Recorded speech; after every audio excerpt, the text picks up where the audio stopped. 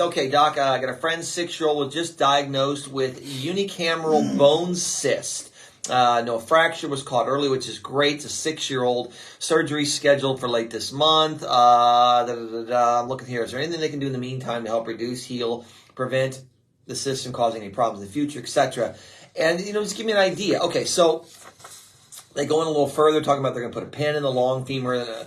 So ideally, they're common. Okay, they're fairly common, and so bone cysts like this, most of the time, they'll go in, they'll drain it, and they'll pack it full of steroids.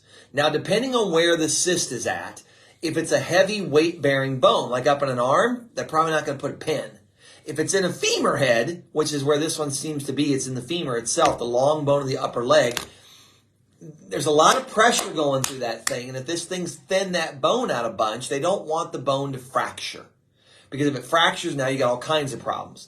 So they'll probably, in my guess, drain it, pack it full of steroids. In your case, what you told me, they're going to put a pin in there or a bone graft of some nature like that to try to stabilize it. Okay, so that's not a bad thing.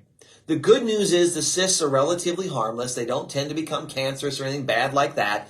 They do go away on their own a lot of times. But in a long bone like this that's weight-bearing, they don't want to take the chance. And as that 6-year-old becomes more active and harder and jumping on things, odds are good you could get yourself in a little bit of trouble here.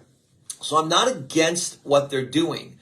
I'm almost positive I had one myself when I was, third grade or so. I jumped out of a tree, fractured an ankle. I went in, and next thing I know, they're like, oh yeah, you got a tumor on your ankle bone.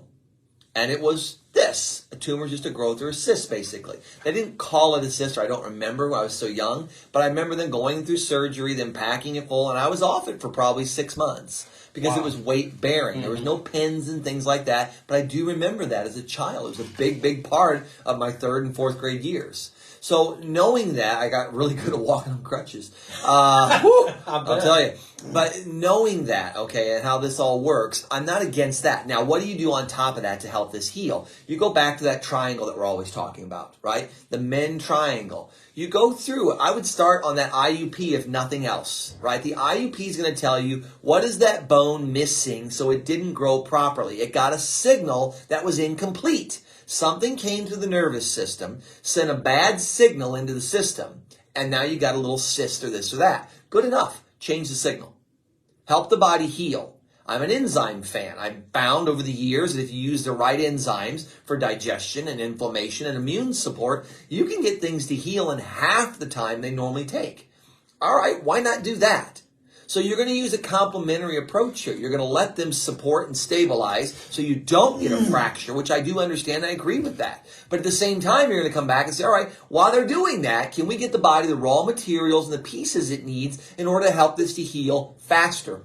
Can we take the stress off that system, make sure the body's sending the proper signal to it and giving it the nutrients it needs to heal and repair? So that's how I would do this. I would do a complementary approach, a blending versus button heads all the time, right? Do this. If you do this for most things, man, people get better. It's just how it works. So I hope that helps you on that one.